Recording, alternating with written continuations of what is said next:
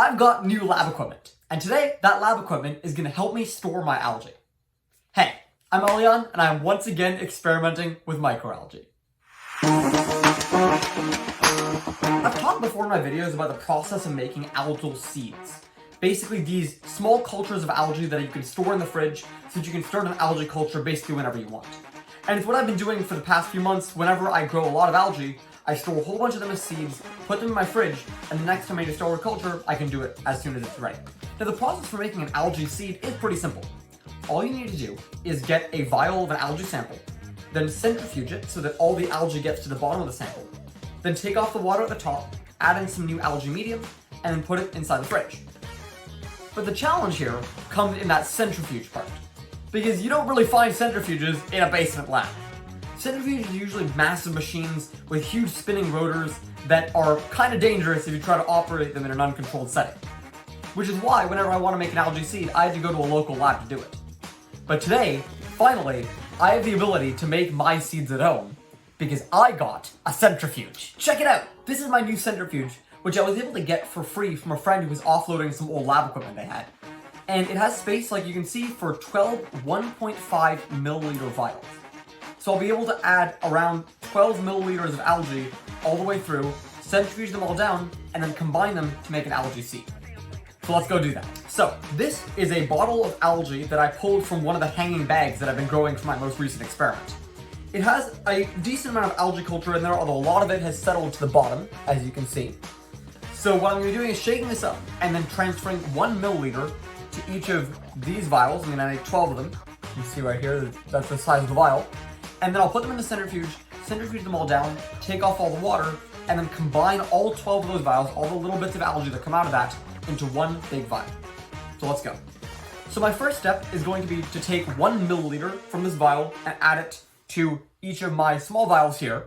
And this is a great time to mention that in addition to centrifuge, I also got my hands on some micropipettes, which is super exciting. I've wanted to have one of these ever since I started my lab, pretty much. Micropipettes allow you to add very small volumes of a liquid and in a very controlled way. So I can set the micropipette to remove, say, exactly 870 microliters of solution, which is really, really convenient and really, really useful.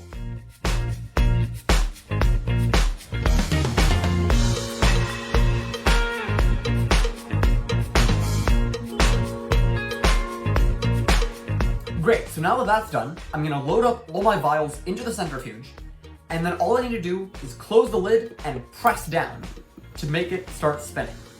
I'm gonna let these spin for 3 minutes. So the centrifuge process is now complete, and in case you were wondering, basically what a centrifuge is doing is that it's spinning really fast and mimicking the effects of gravity, which means that anything that's heavier than water gets pushed down to the bottom, like the algae.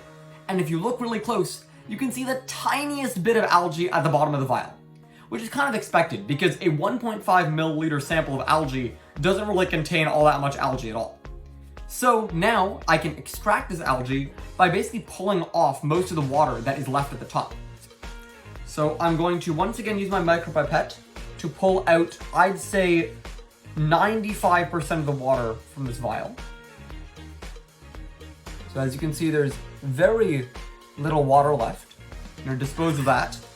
And then I can just close this up, and I'm going to do that for all 12 of these, and then I'm going to add them all together to make one big algae vial.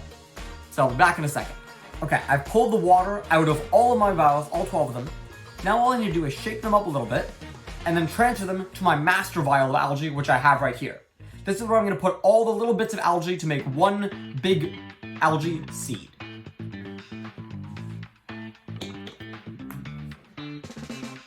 So I'm going to shake them up first, and then use my micropipette to extract whatever little bit of liquid is left in there. Then take that and transfer it to my master vial. You can do that with all 12 of them.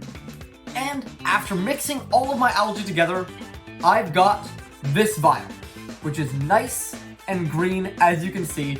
It's a combination of around 12 milliliters of algae, getting all those little bits of biomass into one big vial.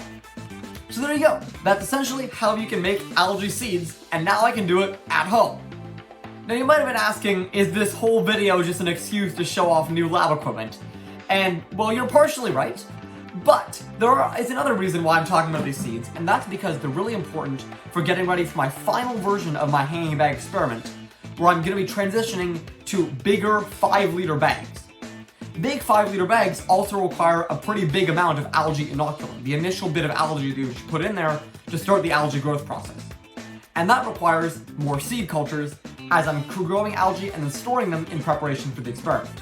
Which is also why I have this culture going over here, which has algae growing in there that I'm eventually going to store as seeds in using this process so that I can then inoculate all my hanging bags at once.